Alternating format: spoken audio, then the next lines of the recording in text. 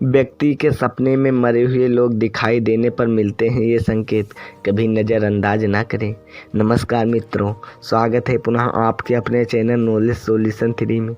मित्रों, आज की छोटी सी वीडियो में हम आपको बताएंगे कि सपने में मरे हुए लोगों का आना क्या होता है। तो चलिए मित्रों, अभी तक हमारे चैनल को सब्सक्राइब नहीं किया है तो सब्सक्राइब कर लें।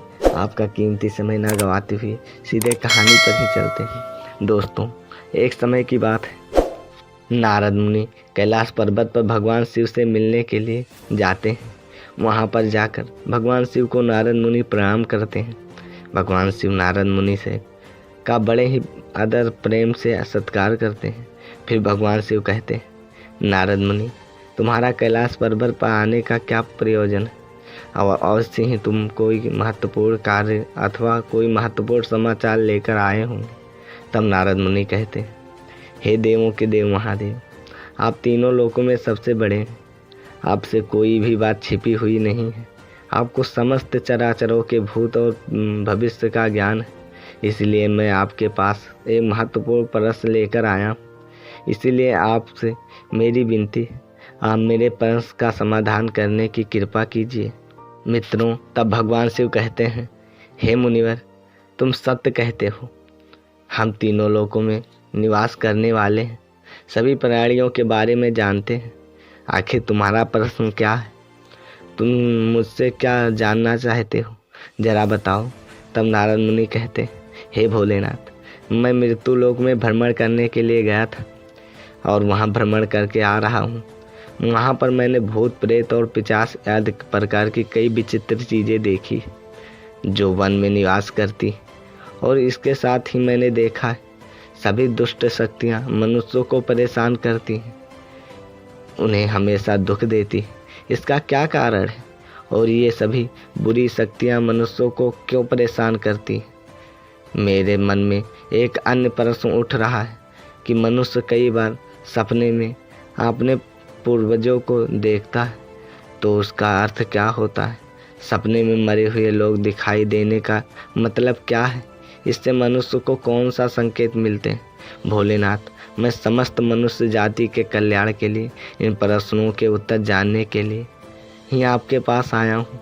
नारद मुनि के प्रश्न सुनकर भगवान शिव कहते हैं, हे मुनिवर, तुमने समस्त मानव जाति के कल्याण के लिए उचित ही प्रश्न किए। मैं तुम्हें तुम्हारे इन प्रश्नों के उत्तर अवश्य दूंगा, परंतु उससे पहले मैं तुम्हें एक पवित्र कथा सुनाता हूँ। इस कथा को तुम्हें तुम्हारे प्रश्नों के उत्तर मिल जाएंगे। तुम इस कथा को बड़े ही ध्यान से सुनना, और जो भी प्राणी इस कथा को ध्यान लगाकर सुनेगा उसके घर में हमेशा खुशहाली बनी रहेगी और उन्नति के नए नए द्वार खुलते रहेंगे। तब नारद मुनि ने कहा, हे भोलेनाथ, आप मुझे वह पवित्र कथा सुनाइए, मैं उस कथा को बड़े ही ध्यान से सुनूंगा। दोस्तों, तब भगवान शिव नारद मुनि को यह पवित्र कथा सुनाते। एक समय की बात है, मध्य देश में एक बड़ी ही सुंदर और रणनीति नगरी थी। उस नगरी में एक व्यापारी अपने 4 भाइयों के साथ रहता था। व्यापारी और उसके सभी भाइयों का विवाह हो चुका था। सभी मिलजुल कर आपस में बड़े ही प्रेम से रहते थे। उस व्यापारी के घर में किसी चीज़ की कोई कमी नहीं थी, क्योंकि वे सभी आपस में मिलजुल कर व्यापार करते थे। उस नगरी में उस व्यापारी के समान कोई भी धनवान नहीं था। यह सारी संपत्ति उस व्यापारी को उसके पूर्वजों ने प्राप्त की थी। व्यापारी के पूर्वज बहुत ही बड़े दानी और दयालु थे। वे सभी दान, धर्म, यज्ञ और अनेक प्रकार के धार्मिक कार्य किया करते थे, परंतु वह व्यापारी बहुत बड़ा कंजूस स्वभाव का था और उसके अंदर उसके पूर्वजों के और लक्षण भी नहीं थे। उस व्यापारी के जीवन में उसने ना तो कभी दान और धर्म ना किया, यज्ञ करवाया, ना कभी धर्म कार्य करवाया। व्यापारी उसके जीवन में धन तो बहुत इकट्ठा किया, परंतु उसने उस धन का कभी सदुपयोग नहीं किया। व्यापारी ने अपने द्वारा किए गए याचक को भी कभी फूटी कौड़ी तक नहीं दी और ना कोई भूखे को भोजन कराया। वही व्यापारी के पूर्वज भूखों को भोजन कराया करते थे और निर्वस्त्रों को वस्त्र दान करते थे और गरीबों की कई प्रकार की सेवा किया करते थे। और इधर व्यापारी अपने पूर्वजों का कभी भी अनुसरण नहीं करता था और हमेशा ही इकट्ठा करने में लगा रहता था। इस तरह से उस व्यापारी के पास बहुत सारी संपत्ति हो गई, लेकिन उसके पूर्वजन्म उससे बहुत नाराज हो गए। व्यापारी के पूर्वजों को अपने लड़के का व्यवहार ठीक नहीं लगा और वह पितृलोक में दुखी रहने लगे। मन कामान्य लालच में व्यापारी इतना अंधा हो गया कि वह अपने पूर्वजों को भी भूल गया और उसने धीरे धीरे अपने पूर्वजों का श्रद्धा तथा दर्पण आदि कार्य करना भी बंद कर दिया, जिस कारण से उसके पूर्वजों की आत्मा की तृप्ति नहीं होती। वह अपने लड़के के इस व्यवहार के कारण अत्यंत दुखी रहने लगे। फिर एक दिन व्यापारी के पूर्वज मृतलोक में बैठे बैठे आपस में बातचीत करते और व्यापारी से मिलने के लिए सोचते हैं। फिर सभी पूर्वज इकट्ठे होकर धर्मराज के पास जाते हैं और उनसे हाथ जोड़कर कहते हैं, प्रार्थना करते हैं, हे धर्मराज, हमारे पुत्र की बुद्धि भ्रष्ट हो गई है। धीरे धीरे वह धन कमाने की लालसा में हमें भूल चुका है, जिस कारण से हमारी संतुष्टि नहीं हो रही है। कृपया आप हमें हमारे पुत्र से मिलने के लिए जाने दीजिए। हम हमारे पुत्र को समझाकर उस समय बाद वापस लौट आएंगे और उसे शास्त्र का ज्ञान भी देकर आएंगे। तब धर्मराज ने उन्हें आज्ञा देते हुए कहा, हे दिव्यात्माओं, तुम तुम्हारे पुत्र से मिलने के लिए तो नहीं जा सकते हो, परंतु तुम अपने पुत्र को सपने में माध्यम के संकेत जरूर दे सकते हो। धर्मराज की यह बात सुनकर वह सभी पितृगण सहमत हो जाते हैं और एक एक करके अपने सभी पुत्रों के सामने में जाकर उन्हें दर्शन देते हैं।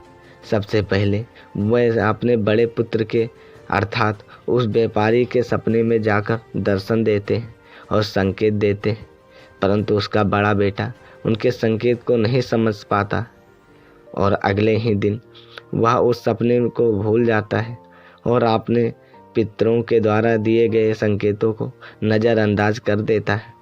फिर वह सभी पितृगण अपने दूसरे पुत्रों के सपने में जाकर उन्हें भी दर्शन देते हैं और संदेश देते हैं, लेकिन फिर वह भी उन संकेतों को नज़रअंदाज कर देते हैं। कोई भी अपने पूर्वजों के द्वारा दिए गए संकेतों को नहीं समझ पाते, जिससे वह सभी पितृगण नाराज हो जाते हैं। व्यापारी और उसके सभी भाई धन के लालच में पूरी तरह से अंधे हो चुके थे। वह सभी अपने पूर्वजों के द्वारा किए गए संकेतों को नहीं समझ सके। फिर भगवान शिव कहते हैं, सुनो मुनिवर, इस तरह से पितरों के सामने दर्शन देने के कुछ ही दिनों के बाद उस व्यापारी को व्यापार में नुकसान उठाना पड़ता है और धीरे धीरे करके उसका व्यापार चौपट हो जाता है और जिस कारण से उसकी सारी संपत्ति नष्ट हो जाती है और धीरे धीरे करके उन सभी भाइयों के लड़ाई झगड़े होने लगते हैं। अपने पूर्वजों द्वारा जमा की गई सारी जमीन जायदाद और यहाँ तक कि आपने घरों को भी बेच डालते हैं और पूरी तरह से वह सभी बर्बाद हो जाते हैं और सभी भाई अलग अलग हो जाते हैं और अपना अपना पालन पोषण करने में लग जाते हैं। और उधर स्वर्गलोक में पितरों को अपने पुत्रों की ऐसी दुर्गति देखकर बहुत कष्ट होने लगता है। यह दृश्य देखकर वह सभी पितृगण बहुत ही दुखी और उदास हो जाते हैं। फिर वह सभी धर्मराज के पास जाते हैं और कहने लगते हैं, हे धर्मराज, हमने हमारे पुत्रों की ऐसी दुर्गति नहीं होती देखती जाती है। हमारे द्वारा किए गए सभी पूर्ण कर्मों को हमारे पुत्रों ने नष्ट कर डाला है। कृपया आप कुछ ऐसा उपाय कीजिए जिससे हमारे पुत्रों को उनकी भूल पता चल जाए। भगवान शिव कहते हैं, सुनो मुनिवर। फिर धर्मराज उन पितरों को कहते हैं, दिव्य आत्माओं, तुम्हारी इस व्यर्था को मैं अच्छी तरह से समझता हूँ। इसीलिए मैं तुम्हारी अवश्य ही सहायता करूँगा। फिर धर्मराज एक ब्राह्मण का रूप धारण करके पृथ्वी लोक पर आते हैं और उन पितरों के पुत्रों को मिलने के लिए जाते हैं और सबसे पहले व्यापारी के घर जाते हैं। तो वह व्यापारी बिस्तर पर पड़ा हुआ था, क्योंकि उस व्यापारी को कई प्रकार की बीमारियों से घेर लिया था। अब उस व्यापारी की पत्नी ने उस ब्राह्मण का आदर सत्कार किया और दान दक्षिणा देने लगती है। तो वह ब्राह्मण कहता है, बेटी तुम्हारे घर में पित्त दोष है, इस कारण से तुम्हारे पति के यह दशा हुई है। तुम्हारे पति के कर्मों के कारण तुम्हारे पूर्वजों नाराज हो गए। उस ब्राह्मण देवता की बात सुनकर उस व्यापारी ने कहा, हे ब्राह्मण देवता, मैंने ऐसा कौन सा पाप किया है जो मेरा सब कुछ बर्बाद हो गया और मेरे भाई मुझे छोड़कर चले गए और मुझे अनेक बीमारियां ने घेर लिया। तब ब्राह्मण देवता ने कहा, पुत्र, तुमने अपने पूर्वजों को नाराज किया है। तुम्हारे पूर्वजों ने संपत्ति और पुण्य अर्जित किया था, तुमने उसे तुम्हारे भाइयों ने मिलकर नष्ट कर दिया है, जिस कारण से तुम्हारी और तुम्हारे भाइयों की ऐसी दुर्गति हुई है। तुम्हारे पूर्वजों ने तुम्हें और तुम्हारे भाइयों के सामने आकर कई महत्वपूर्ण संकेत दिए हैं, परंतु तुमने उन संकेतों को नज़रअंदाज कर दिया। हमने पूर्वजों का अपमानित किया है, यही कारण है तुम्हारा सारा धन और वैभव नष्ट हो चुका है। इस प्रकार उस ब्राह्मण देवता के बताने पर उस व्यापारी को सब कुछ पता चल जाता है। उसे याद आता है कि उसको भी सपने में उसके पूर्वजों ने को दर्शन दिए थे। वह व्यापारी उस ब्राह्मण से कहता है, हे ब्राह्मण देवता, आप सत्य कह रहे हैं। हमारे पूर्वजों ने हमें सपने में दर्शन अवश्य दिए थे, किंतु हम उनके द्वारा दिए गए संकेतों को समझ नहीं पाए। आप कृपा करके मुझे सपने में पूर्वजों को देखने पर क्या संकेत मिलते हैं, इसके बारे में बताने का कष्ट करें। भगवान शिव कहते हैं, सुनो मुनिवर। इस प्रकार फिर वह ब्राह्मण देवता कहता है, हे पुत्र, अब तुम ध्यान से सुनो। मैं तुम्हें तो सपने में पूर्व दिखाई देने पर मिलते वाले संकेत के बारे में बताता हूँ।